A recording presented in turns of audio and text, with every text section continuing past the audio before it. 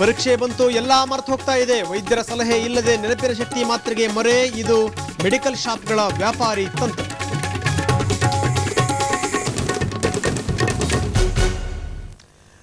ವಿಶೇಷ ಕಾರ್ಯಕ್ರಮಕ್ಕೆ ಮತ್ತೊಮ್ಮೆ ತಮಗೆಲ್ಲ ಸ್ವಾಗತ. ಅತಿಯಾದ ಮರವು ನಿಮಗೆ ಕಾಡ್ತಾ ಇದೆಯಾ? ಹಾಗಾದರೆ ಕೆಲವರು ಹೇಳ್ತಾರೆ ಏನು ಗೊತ್ತಾ, ಆ ಮಾತ್ರೆ ತಗೊಳ್ಳಿ, ಈ ಮಾತ್ರೆ ತಗೊಳ್ಳಿ. ಇಂಥದ್ದೇ ವ್ಯಾಪಾರ ಈಗ ನಿರಂತರವಾಗಿ ನಡೀತಾ ಇದೆ.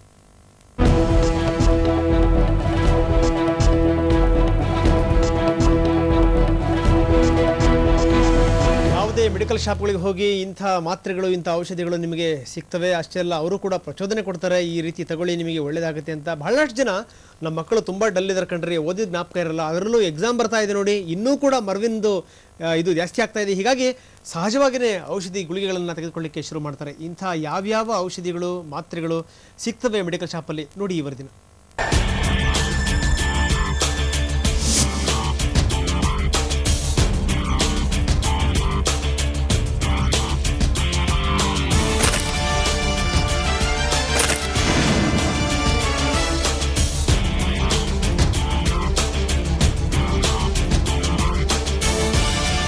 ಇದೊಂದು ಅದ್ಭುತ ಟಾನಿಕ್ ಅಂತ.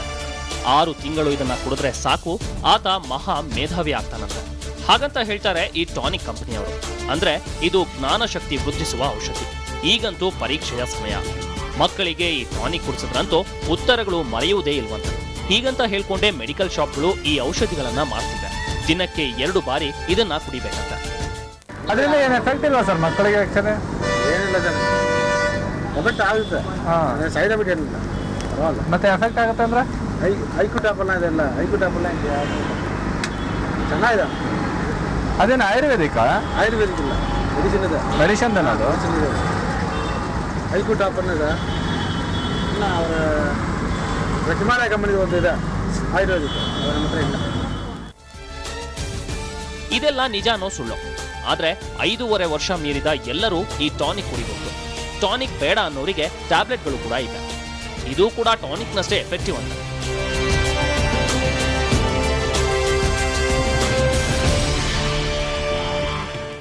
ಆಯುರ್ವೇದಿಕ್ ನಂಬರ್ ಚೆನ್ನಾಗಿ ಬರ್ತದೆ. ಆಯುರ್ವೇದಿಕ್ ತಯಾರು ಮಾಡೋದು. ನೆನಪಿನ ಶಕ್ತಿ ಹೆಚ್ಚಾಗಬೇಕು ಅಂದ್ರೆ 90 ದಿನಗಳವರೆಗೆ 3 ಹೊತ್ತು ಟ್ಯಾಬ್ಲೆಟ್ ತಿನ್ಬೇಕು. ಸುಮ್ಮನೆ 5 ಹೊತ್ತು ನುಂಗಿ ಆಮೇಲೆ ಏನೂ ಆಗ್ಲಿಲ್ಲ ಅನ್ನೋ ಹಾಗಿಲ್ವಂತೆ. ಹೇಗಿದೆ ನೋಡಿ ವ್ಯಾಪಾರದ ವರಸೆ. ಬೆಂಗಳೂರಿನ ಬಹುತೇಕ ಮೆಡಿಕಲ್ ಶಾಪ್ಗಳಲ್ಲಿ ಈ ರೀತಿಯ ಔಷಧಿಗಳು ಸಿಗುತ್ತವೆ. ಡಾಕ್ಟರ್ ಬರೆದುಕೊಡ್ಬೇಕು ಅಂತಾನೂ ಇಲ್ಲ. ಪೋಷಕರೇ ಹೋಗಿ ಕೇಳಿದಾಕ್ಷಣ ತೆಗೆದುಕೊಳ್ತಾರೆ. ಜೊತೆಗೆ ಖುದ್ದಾಗಿ ತಾವೇ ಬಿಟ್ಟಿ ಸಲಹೆಗಳನ್ನ ಕೂಡ ಕೊಡ್ತಾರೆ. ಸಿರಪ್ ಇದು ದಿ ಬೆಸ್ಟ್ ಸರ್. ಡೈಲಿ 2 ಚಮಚ ಕುಡಿ. ಸಿರಪ್ ಅವ್ನು ಕುಡಿಯೋದಾದ್ರೆ ಸಮಸ್ಯೆ ಸರ್, ವಾಮಿಟ್ ಮಾಡ್ಕೋತಾನೆ. The best sir. ಟ್ಯಾಬ್ಲೆಟ್ ಆದ್ರೆ ಹೆಂಗಾದ್ರೂ ಕೊಡಿಸ್ಬಿಡ್ಬೋದು. ಆಯುರ್ವೇದ ಆಗಿರೋದ್ರಿಂದ ಯಾವುದೇ ಸೈಡ್ ಎಫೆಕ್ಟ್ ಇರಲ್ಲ ಅಂತ ನಂಬಿಸೋದು ಕಷ್ಟ ಏನಲ್ಲ. ಒಂದ್ ವೇಳೆ ನಿಜವಾಗ್ಲೂ ಇಂತಹ ಔಷಧಿಗಳನ್ನ ಕುಡಿದಾಕ್ಷಣ ನೆನಪಿನ ಶಕ್ತಿ ವೃದ್ಧಿಯಾಗುತ್ತೆ ಅಂತಾದ್ರೆ ಈ ಜಗತ್ತಿನಲ್ಲಿ ಮರೆವು ಅನ್ನುವ ಶಬ್ದಕ್ಕೆ ಜಾಗವೇ ಇರ್ತಿರ್ಲಿಲ್ಲ ಅಲ್ವಾ? ಇದು ಎಲ್ರಿಗೂ ಅರ್ಥ ಆಗ್ಬೇಕಷ್ಟೇ.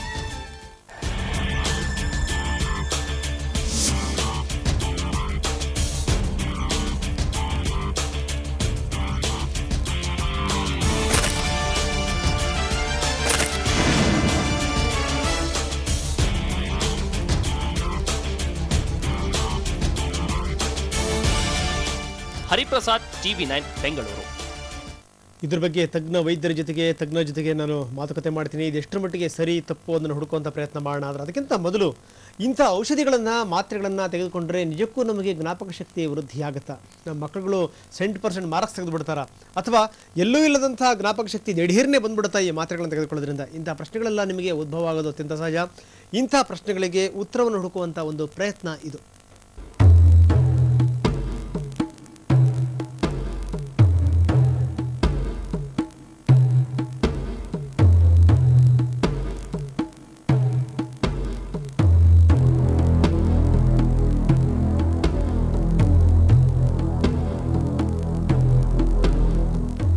ಯಾರೇ ಆದ್ರೂ ತಾನೊಬ್ಬ ಬುದ್ಧಿವಂತ ಅನಿಸ್ಕೊಳ್ಬೇಕು ಅಂತ ಭಾವಿಸ್ತಿರ್ತಾನೆ. ಯಾವುದೇ ಪೋಷಕರಾದ್ರೂ ತಮ್ಮ ಮಕ್ಕಳು ದಡ್ಡರಾಗಿರ್ಬೇಕು ಅಂತ ಬಯಸಲ್ಲ. ಹೀಗೆ ಮಕ್ಕಳು ಇಂಟೆಲಿಜೆಂಟ್ ಆಗ್ಬೇಕಾದ್ರೆ ಅದಕ್ಕೆ ಮೆಡಿಸಿನ್ಗಳು ಸಿಗತ್ತೆ ಅಂತಾದ್ರೆ ಅದನ್ನ ಟ್ರೈ ಮಾಡೇ ಮಾಡ್ತಾರೆ. ಜ್ಞಾನಶಕ್ತಿ ಹೆಚ್ಚಿಸುವ ಇಂಥ ಬೋಗಸ್ ಔಷಧಿ ವ್ಯಾಪಾರಿಗಳಿಗೆ ಇದೇ ಬಂಡವಾಳ. ಆದ್ರೆ ಈ ಔಷಧಿಗಳಿಂದ ಏನಾದ್ರೂ ಪ್ರಯೋಜನ ಇದೆಯಾ ಅಂತ ವೈದ್ಯರನ್ನ ಕೇಳಿದ್ರೆ ಅವರು ಹೇಳೋದೇ ಬೇರೆ. ಟಿವಿ ನೋಡೋದು ಅಥವಾ ಸಿನಿಮಾಗಳ ಬಗ್ಗೆ ಬೇರೆ ಬೇರೆ ತರಹದ ಆಟಗಳನ್ನ ಆಡೋದು, ಇಂತಹ ಡೈವರ್ಷನ್ಸ್ ಇಂದ ಕೆಲವು ಮಕ್ಕಳೇ ಅಧ್ಯಯನದಲ್ಲಿ ಹಿಂದೆ ಉಳಿತಾರೆ. ಆದರೆ ಎಲ್ಲರಿಗೂ ಈ ಥರ ಮೆಮೊರಿ ಬೂಸ್ಟರ್ಸ್ ಬೇಕಾಗಲ್ಲ. 100ರಲ್ಲಿ ಒಂದು 80% ಮಕ್ಕಳಿಗೆ ಹಾಗೇನೆ ಅವ್ರನ್ನ ನಾವು ಸರಿಪಡಿಸ್ಬೋದು, ವಿತೌಟ್ ಔಷಧಿಗಳ ಅವಶ್ಯಕತೆ ಇರೋದಿಲ್ಲ. ಆದರೆ ಕೆಲವರು ಈಗ ಜಾಹೀರಾತು ನೋಡಿಬಿಟ್ಟು ಔಷಧಿ ತೊಗೊಂಡು ಕೂಡಲೇ ನಮಗೇನೋ ಹೆಚ್ಚಿಬಿಡುತ್ತೆ ಮೆಮೊರಿ ಪವರ್ ಅಂತ ತಿಳ್ಕೊಳ್ತಾರೆ. ಆದರೆ ವೈದ್ಯರ ಸಲಹೆ ಪಡೆದು ಅವ್ರಿಗೆ ಪರೀಕ್ಷೆ ಮಾಡಿ ನಿಜವಾಗ್ಲೂ ಬೇಕಾ ಅವ್ರಿಗೆ, ಕೆಲವು ಮಕ್ಕಳಲ್ಲಿ ಈಗ ಮೆದುಳಿನ ತೊಂದರೆ ಇರ್ಬೋದು ಅಥವಾ ನರಗಳ ಸಂಬಂಧಿ ಕಾಯಿಲೆ ಇರ್ಬೋದು, ಅಂತಹ ಮಕ್ಕಳಲ್ಲಿ ಸ್ಮರಣ ಶಕ್ತಿ ಕಡಿಮೆ ಆಗಿರುತ್ತೆ, ಅವ್ರಿಗೆ ಮಾತ್ರ ಔಷಧಿ ಅವಶ್ಯಕತೆ ಇರುತ್ತೆ. ಒಂದಷ್ಟು ಮಕ್ಕಳಿಗೆ ನರದೌರ್ಬಲ್ಯ ಅಥವಾ ಮೆದುಳಿನ ತೊಂದರೆ ಇರುತ್ತೆ ನಿಜ. ಅಂತ ಮಕ್ಕಳಲ್ಲಿ ನೆನಪಿನ ಶಕ್ತಿ ಕೂಡ ತುಂಬಾ ಕಡಿಮೆ ಇರುತ್ತೆ. ಇಂತಹ ಮಕ್ಕಳ ಬುದ್ಧಿ ಬೆಳವಣಿಗೆಗೆ ಕೆಲವೊಂದು ಆಯುರ್ವೇದ ಔಷಧಗಳಿವೆ ಅನ್ನೋದಂತೂ ಸತ್ಯ. ಹಾಗಂತ ಈ ಔಷಧಿಗಳು ಎಲ್ಲಾ ಮಕ್ಕಳ ಜ್ಞಾನ ಹೆಚ್ಚಿಸುತ್ತೆ ಅಂತ ಭಾವಿಸುವುದರಲ್ಲೇ ಪೋಷಕರು ಎಡುತ್ತಾ ಇರೋದು. ಶಿಕ್ಷಣ ತಜ್ಞರು ಕೂಡ ಮಕ್ಕಳ ನೆನಪಿನ ಶಕ್ತಿ ಹೆಚ್ಚಿಸೋಕೆ ಯಾವುದೇ ಔಷಧಿಗಳ ಅವಶ್ಯಕತೆ ಇಲ್ಲ ಅಂತಾರೆ. ಎಲ್ಲ ಗುಣಗಳು ಇಂಥದ್ದಿಲ್ಲ ಅಂತ ಇಲ್ವೇ ಇಲ್ಲ ಮಕ್ಕಳಲ್ಲಿ. ನೀವು ಏನೇನು ಬಯಸ್ತಿರೋ, ನಮ್ಮ ಜಗತ್ತಿನಲ್ಲಿ ಏನೇನಿದೆಯೋ ಅನೇಕ ಮಹತ್ವವಾದವೆಲ್ಲ ಮಕ್ಕಳಿಗೆ ಅವ್ರ ಹಿಂದೆ ಪಾಠನೇ ಆಗಿರೋಲ್ಲ, ಆದರೆ ಮಾತಾಡ್ತಾರೆ. ಆ ಶಬ್ದಗಳು ಬರ್ತವೆ, ಅವ್ರ ಬಾಯಲ್ಲಿ ಬರ್ತಾರೆ. ಎಲ್ಲ ಕಾರಣಗಳೇನೆಂದರೆ ಅವ್ರ ಮನಸ್ಸಲ್ಲಿ ಅಭ್ಯಾಸ ಬರ್ತದೆ.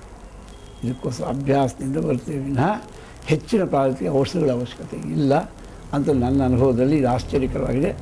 ಮಕ್ಕಳ ಏಕಾಗ್ರತೆ ಹೆಚ್ಚಿಸೋದಿಕ್ಕೆ ಔಷಧಿ ಕೊಡೋ ಬದಲು ಸಂಗೀತ, ಭಜನೆ, ಹಾಡುಗಳನ್ನ ಅಭ್ಯಾಸ ಮಾಡಿಸೋದು ಒಳ್ಳೆಯದು. ಏಕಾಗ್ರತೆ ಸಾಧಿಸಲು ಸಾಧ್ಯವಾದ್ರೆ ಮಕ್ಕಳು ತನ್ನಿಂತಾನೇ ಓದು ಬರಹದಲ್ಲಿ ಮುಂದೆ ಬರ್ತಾರೆ. ಅದು ಬಿಟ್ಟು ನೆನಪಿನ ಶಕ್ತಿ ಹೆಚ್ಚಿಸಲು ಔಷಧಿಗಳ ಬೆನ್ನು ಬಿದ್ರೆ ಮಕ್ಕಳ ಆರೋಗ್ಯದ ಮೇಲೆ ದುಷ್ಪರಿಣಾಮ ಬೀರುವ ಅಪಾಯ ಕೂಡ ಇದೆ.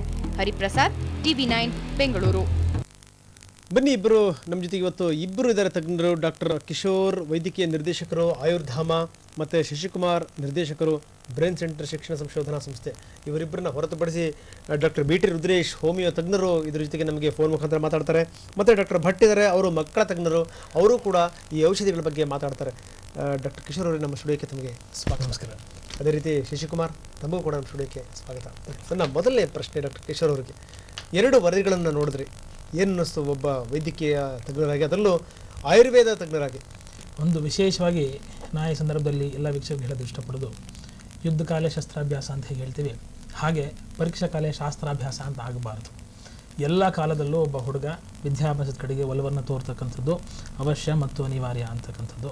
ಎರಡನೇ ಪ್ರಮುಖವಂತಹ ವಿಚಾರ, ಈಗೇನು ನಾವು ವರದಿಯಲ್ಲಿ ನೋಡಿದ್ವಿ, ಎಲ್ಲ ಹರ್ಬಲ್ಲು ಆಯುರ್ವೇದ ಹೆಸರಲ್ಲಿ ಏನು ಬೇಕಾದ್ರೂ ಮಾರ್ಬೋದು ಅಂತಕ್ಕಂಥದ್ದು. ಒಬ್ಬ ಜವಾಬ್ದಾರಿಯುತ ಆಯುರ್ವೇದ ವೈದ್ಯನಾಗಿ ಖಂಡಿತವಾಗ್ಲೂ ಅದನ್ನು ಖಂಡಿಸ್ತೇನೆ. ಆಯುರ್ವೇದ ಮೇಧ್ಯ ದ್ರವ್ಯಗಳು, ಮೇಧ್ಯವನ್ನು ಅಥವಾ ಮೇಧಸ್ಸನ್ನು ಅಥವಾ ಬುದ್ಧಿಶಕ್ತಿಯನ್ನು, ಚಾತುರ್ಯತೆಯನ್ನು ಜಾಸ್ತಿ ಮಾಡಲಿಕ್ಕೆ ಅನೇಕ ವಿಧವಾದಂತಹ ಫಾರ್ಮುಲೇಷನ್ಸ್ನ ಹೇಳಿದೆ. ಆದರೆ ಬುದ್ಧಿಶಕ್ತಿ ಇರತಕ್ಕಂಥವ್ರಿಗೆ ಹೆಚ್ಚು ಮಾಡೋಕ್ಕೆ ಸಾಧ್ಯತೆ ಇರ್ತದೆ ಅಂತಕ್ಕಂಥದ್ದು. ಬುದ್ಧಿನೇ ಇಲ್ಲ, ಟ್ಯಾಂಕೇ ಇಲ್ಲ, ನೀರೆಲ್ಲಿಂದ ತುಂಬಿಸ್ತೀರಿ ಅಂತಕ್ಕಂಥ ಒಂದು ಪ್ರಶ್ನೆ. ಎರಡನೇ ಪ್ರಮುಖವಾದಂತಹ ಪ್ರಶ್ನೆ, ಅನೇಕ ಸಂದರ್ಭದಲ್ಲಿ ಬರೀ ಮಕ್ಕಳಿಗೆ ಔಷಧಿ ಹಾಕಿಬಿಟ್ರೆ ಅನೇಕ ವಿಧಂತಹ ಪೇರೆಂಟ್ಸು ನನ್ನಲ್ಲಿ ಬರ್ತಾರೆ. ನೀವು ಹೇಳಿದಾಗೆ ಡಾಕ್ಟ್ರೆ ಮಗು ಓದ್ತಾ ಇಲ್ಲ, ಔಷಧಿ ಕೊಟ್ಬಿಡಿ, ಮೆಮೊರಿ ಜಾಸ್ತಿ ಆಗಬೇಕು, 95% ಬರಬೇಕು ಅಂತಕ್ಕಂಥದ್ದು. ಮಗುವಿಗೆ ಯಾವುದ್ರ ಬಗ್ಗೆ ಇನ್ಕ್ಲಿನೇಷನ್ ಇದೆ, ಅದರ ಪ್ಯಾಷನ್ ಏನಿದೆ ಅಂತಕ್ಕಂಥದ್ದು ಪೇರೆಂಟ್ಸ್ಗೆ ತಿಳುವಳಿಕೆ ಮಾಡ್ತಕ್ಕಂಥದ್ದು ಬಹಳ ಅನಿವಾರ್ಯ. ಸೊ ಅನೇಕ ಸಂದರ್ಭದಲ್ಲಿ ಪೇರೆಂಟ್ಸ್ಗೂ ಕೂಡ ಕೌನ್ಸಿಲಿಂಗ್ ಅವಶ್ಯಕತೆ ಇರುತ್ತೆ ಅಂತಕ್ಕಂಥದ್ದು. ಎರಡನೇ ಪ್ರಮುಖವಾದಂತಹ ವಿಚಾರ, ಪೋಷಕರು ಮತ್ತು ಶಿಕ್ಷಣರು ಹೇರ್ತಕ್ಕಂತಹ ಒಂದು ಅತ್ಯಂತ ಹೆಚ್ಚಿನ ಒಂದು ಪ್ರೆಷರ್. ಸೊ ಅದು ಕೂಡ ಮಗುವಿನ ಒಂದು ರಿಸಲ್ಟಲ್ಲಿ ಹೆಚ್ಚಾಗಿ ಔಟ್ಕಮ್ ಇರುತ್ತೆ ಅಂತಕ್ಕಂಥದ್ದು. ಈ ಎಲ್ಲ ಒಂದು ಪ್ಯಾರಾಮೀಟರ್ಸ್ನ ಗಮನದಲ್ಲಿ ಇಟ್ಕೊಂಡು ತದನಂತರ ಸೂಕ್ತವಿದ್ದಾಗ ಕೆಲವೊಂದು ಸಂದರ್ಭದಲ್ಲಿ ಶಾಸ್ತ್ರೋಕ್ತ ಔಷಧಿಗಳ ಉಪಯುಕ್ತತೆ ಕೆಲವೊಮ್ಮೆ ಸೂಕ್ತವಾಗಿ ಪ್ರಯೋಜನ ಆಗಬಹುದು. ಯಾರೋ ಹೇಳಿದ್ರು, ಯಾರೋ ಬರ್ಕೊಟ್ರು, ಯಾರೋ ಕೊಟ್ಟರು ಅಂತ ತಗೋಬಾರ್ದು ಅಂತ ಹೇಳ್ತಾರೆ. ಸರ್ವರೋಗಕ್ಕೂ ಸಾರಾಯಿ ಮದ್ದಲ್ಲ. ಸೊ ಖಂಡಿತವಾಗ್ಲೂ ಎಲ್ಲರಿಗೂ ಒಂದೇ ಇರುವಂಥ ಔಷಧಿ, ಯಾವುದೋ ಪಕ್ಕದ ಮನೆ ಹುಡುಗಂಗೆ ಔಷಧಿ ಕೊಟ್ಟರು, ಸೊ ಅದೇ ಔಷಧಿ ಈ ಹುಡುಗಂಗೆ ಕೆಲಸ ಮಾಡುತ್ತೆ ಅನ್ನೋದು ಒಂದು ತಪ್ಪು. ಎರಡನೇದು, ಆಯುರ್ವೇದದಲ್ಲಿ ಮೇಧ್ಯ ರಸಾಯನಗಳು ಏನು ಹೇಳ್ತಾ ಇದೆ, ತನ್ನದಂತಹ ಕಟ್ಟುಪಾಡುಗಳು, ತನ್ನದಂತಹ ಫಾರ್ಮುಲೇಷನ್ಸ್ ಇರುತ್ತೆ. ಇವಾಗ ಏನು ನೀವು ಸಿರಪ್ ಅಂತ ಹೇಳ್ತಾ ಇದ್ರಿ, ಸರ್ವೇ ಸಾಮಾನ್ಯವಾಗಿ ಒಂದು ಸಿರಪ್ಪಲ್ಲಿ 33.3% ಶುಗರ್ ಇರುತ್ತೆ. ಎಲ್ಲಿ ಹೆಚ್ಚಿನ ಒಂದು ಶುಗರ್ ಕಂಟೆಂಟ್ ಒಂದು ಸಿರಪ್ಪಲ್ಲಿ ಇರುತ್ತೆ, ಅದು ಅಬ್ಸಾರ್ಪ್ಷನ್ ಲೆವೆಲ್ ಅಷ್ಟೇ ಕಡಿಮೆ ಆಗುತ್ತೆ ಅಂತಕ್ಕಂಥದ್ದು ಒಂದು.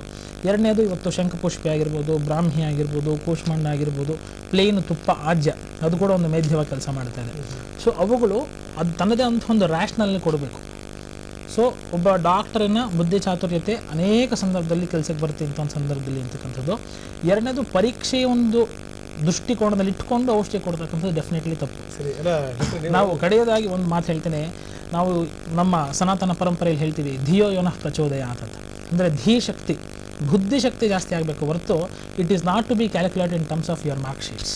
This is all the more important. Okay, ಅಲ್ಲ ಅದಕ್ಕಿಂತ ಮೊದಲು ಹೇಳಿದ್ರಿ ಅಂದರೆ ಸರ್ವ ರೋಗಕ್ಕೂ ಸಾರಾಯಿ ಮದ್ದಲ್ಲ ಅಂತ. ಅಂದರೆ ಸಾರಾಯಿನೂ ಕೂಡ ಕೆಲ ರೋಗಗಳಿಗೆ ಮದ್ದು ಅನ್ನೋದನ್ನ ಒಪ್ಕೊಂಡ್ರೆ ನೀವು? ಖಂಡಿತವಾಗ್ಲೂ ಅಲ್ಲ.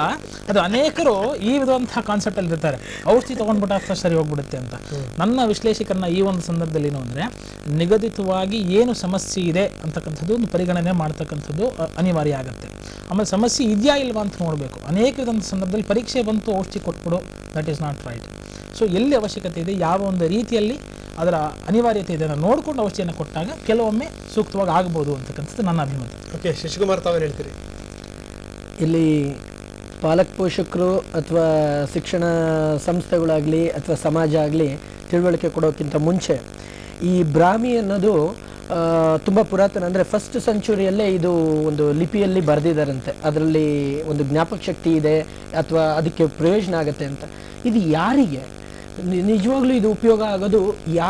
ಯಾವ ದೇಹದ ಒಂದು ಜ್ಞಾಪಕ ಶಕ್ತಿ ಕಳ್ಕೊಂಡಿರುತ್ತೋ, ಇರೋವಂಥದ್ದಲ್ಲ, ಇದ್ದು ಕಳ್ಕೊಂಡಿರ್ತಕ್ಕಂಥವರಿಗೆ ಈ ಒಂದು ಔಷಧಿ ಅದನ್ನು ಮತ್ತೆ ರೀಪ್ಲೇಸ್ಮೆಂಟ್ ಅಥವಾ ಸ್ವಲ್ಪ ಇಂಪ್ರೂವ್ ಮಾಡೋದಕ್ಕೂ ಹೆಲ್ಪ್ ಆಗುತ್ತೆ.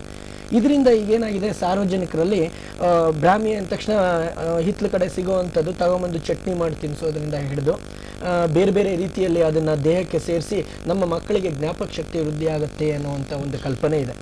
ಎಷ್ಟು ಮಟ್ಟಿಗೆ ಸರಿ ಅನ್ನೋದಕ್ಕಿಂತ ಇಲ್ಲಿ ಸೈಕಾಲಜಿಕಲ್ ಆಸ್ಪೆಕ್ಟ್ಸ್ ತುಂಬ ಮೇಜರ್ ಆಗಿ ಆಟ ಆಡ್ತಾ ಇದೆ. ಯಾಕೆಂದರೆ ಮಾನಸಿಕವಾಗಿ ನನ್ನ ಮಗುಗೆ ಏನೋ ಕೊಟ್ಟಿದ್ದೀನಿ, ಆ ಮಗುಗೂ ತಿಳುವಳಿಕೆ ಕೊಡ್ತಾರೆ, ನಿನಗೆ ಒಂದು ಜ್ಞಾಪಕ ಶಕ್ತಿ ಬರೋದಕ್ಕೋಸ್ಕರ ಒಂದು ಐಟಮನ್ನು ಕೊಟ್ಟಿದ್ದೀನಿ, ಅದರಿಂದ ನಿನಗೆ ಹೆಲ್ಪ್ ಆಗ್ಬೋದು ಅಂದಾಗ ಆ psychological factor, even B complex ಕೊಟ್ಟರು ಕೂಡ ಅದು ಒಂದು ಮೆಮೊರಿ ಟಾನಿಕ್ ಅಂದರೆ ಅದು ಪ್ರಯೋಜನ ಬರ್ಬೋದು. ಇದು ಇರತಕ್ಕಂಥ ಒಂದು ಸತ್ಯ ಕೂಡ. ಇದರ ಆಧಾರವಾಗಿ ಇಟ್ಕೊಂಡು ಈ ಏನಾಗ್ತಾ ಇದೆ ಫಾರ್ಮಸ್ಯೂಟಿಕಲ್ ಲೈನಲ್ಲಿ, ಈ ಒಂದು ಶಂಖಪುಷ್ಟಿ ಇರ್ಬೋದು ಅಥವಾ ಈ ಬ್ರಾಹ್ಮಿ ಇರ್ಬೋದು, ಇದರ ಪ್ರೊಡಕ್ಷನ್ಸ್, ಅದರಿಂದ ಎಕ್ಸ್ಟ್ರಾಕ್ಟ್ ಆಗ್ತಾ ಇರ್ತಕ್ಕಂಥ ಮೆಡಿಸಿನ್ಸನ್ನ ವಿತೌಟ್ ಎನಿ ಪ್ರಿಸ್ಕ್ರಿಪ್ಷನ್ಸ್, ವಿತೌಟ್ ಬೇಕಾದರೆ ಕೌಂಟ್ರ್ ಸೇಲ್ಸ್, ಯಾರೇ ಹೋಗಿ ಕೇಳಿದ್ರು ನಿಮಗೆ ನಮ್ಮ ಮಗುಗೆ ಸ್ವಲ್ಪ ಮೆಮೊರಿ ಕಮ್ಮಿ ಇದೆ, ಅದನ್ನ ಎನ್ಹಾನ್ಸ್ ಮಾಡೋದು ಹೆಂಗೆ ಅಂದಾಗ ಅವರು ಅದನ್ನು ರೆಕಮೆಂಡ್. ಇದಕ್ಕಿಂತ ಇನ್ನೊಂದು ಸೂಕ್ಷ್ಮವಾದ ವಿಷಯ ನಾನು ಕಂಡು ಬಂದೆ. ಕಾಂಪ್ಲೇನು, ಬೋರ್ಮಿಟಾ, ಈ ಪ್ರತಿಯೊಂದು ನಾವು ಇಲ್ಲಿ ಪರ್ಟಿಕ್ಯುಲರ್ ಆಗಿ ಒಂದು ಬ್ರ್ಯಾಂಡನ್ನು ನಾವು ಮಾತಾಡ್ತಾ ಇದ್ದೀವಿ.